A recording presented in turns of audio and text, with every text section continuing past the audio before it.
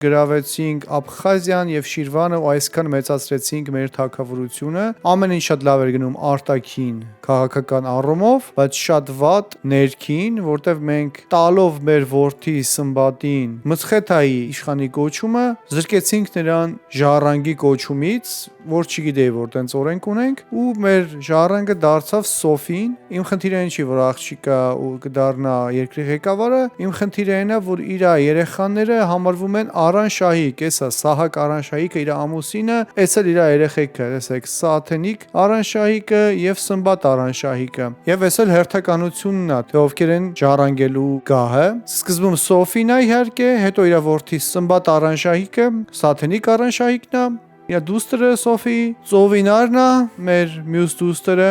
ում կարող ենք ամուսնացնել ինչ-որ հարմար մարդու հետ եւ փորձել նենց անել, որ երեխաները մեր կողմից լինեն, եւ մյուսը մեր քույր Մարա Բագրատունին է։